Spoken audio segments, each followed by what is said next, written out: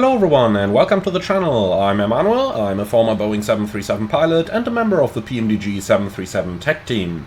In today's tutorial we are going to discuss the different takeoff flap settings and which one to use under which procedures. So let's get right into this one. We're recording this with the Boeing 737-800 and I've chosen this particular airplane for this video not just because it is the only one currently available for flights in 2024 while I'm recording this, but particularly because the 800 and the 900 are the two aircraft that are defining the limiting factors for most of the fleet. So let's get started.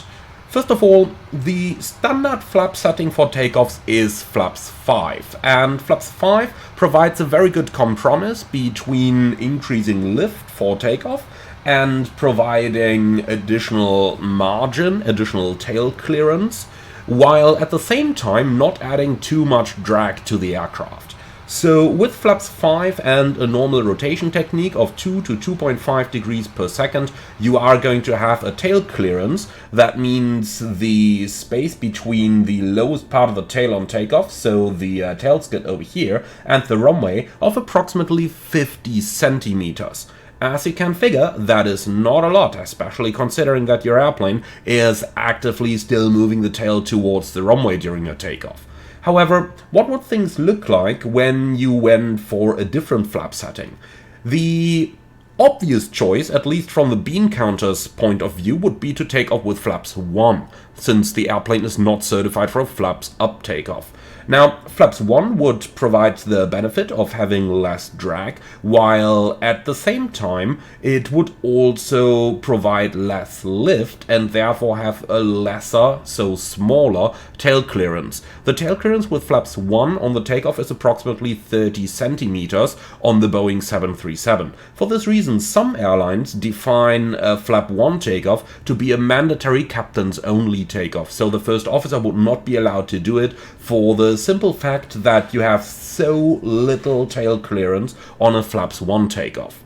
Now, other certified flap settings for a takeoff include flaps 10, 15 and 25, but what exactly are we going to gain by using any of those settings?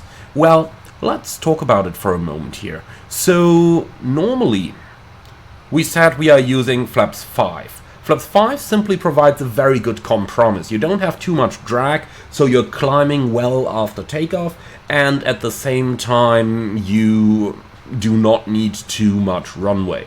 So by default, flaps 5 is the optimum setting.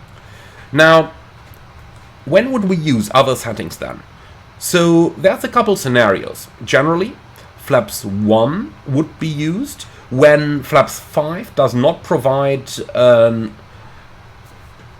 performance capability, so mostly the climb capability after takeoff, in case of an engine failure.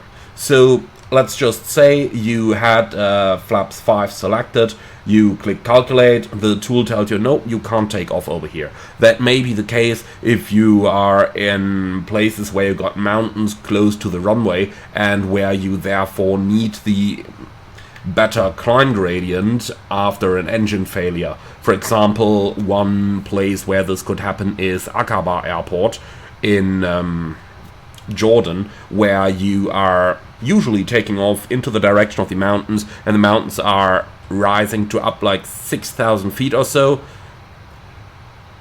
Politically, you're not allowed to plan with a turn to the left because you're not allowed to fly into Israel, so you have to outclimb the mountains. That's where a flaps 1 takeoff would sometimes be considered. Another example would be Rome Ciampino Airport, where you also have the mountain on the extended center line of runway 15, which is the runway that's usually active.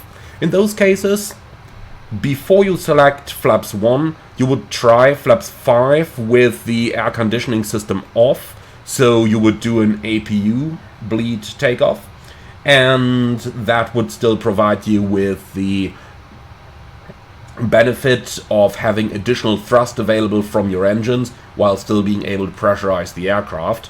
Now, if the APU is inoperative, you could consider an unpressurized takeoff, but many operators will not even allow that in the first place.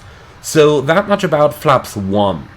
So flaps 1 only used for performance reason. For your flight simulator flights, if you select flap config optimum and it does not provide anything other than 5, then just stick to flaps 5, as that is the best flap setting for takeoff for most conditions, providing an adequate tail clearance while at the same time providing adequate performance. Now let's have a look into the other possibilities, and that is that you don't have many obstacles behind your runway, but the runway itself is very short. An example for this would be many Greek runways, for example Skiathos, which has about 1,600 meters runway, but there is only ocean behind that runway. In that case, it may be advisable to use a higher flap setting. Again, we will calculate flaps 5 first, but if flaps 5 is impossible because you would need more runway than you have available, then you would try the higher flap setting, for example 10, 15 or 25, with 15 and 25 being the two settings that would be used the most. There 10 is usually not that effective. So what would happen then? If we selected flaps 15 or flaps 25 for the takeoff, then obviously speaking we would have better tail clearance, because the aircraft has more lift, it lifts off earlier, so a tail strike is even less likely, but it is not going to climb as well, since we also have a lot more drag. Now, this is especially relevant in case of an engine out scenario after takeoff, where we need to consider that the additional drag of flaps 15 could really cause a very, very shallow climb only. So, if you're trying to clear some obstacles or mountains, higher flap setting than 5, usually not advisable, but if the performance tool tells you that it can be done, then it can be done, so then you could select that if flaps 5 is not possible because of a very short runway. Now, you would try flaps 10 first, then 15. If that doesn't work either, then you try flaps 25. So you try to take off with as little flaps as possible there in order to maximize the climb gradient that you can achieve after takeoff. So to summarize, flaps 5 is the default, and flaps 1 basically only used for performance reasons, and the same goes for flaps 10, 15 or 25. Now the same does apply to the 737-900. The 737-700 is a little bit less critical, since it has a shorter body and therefore more tail clearance in general.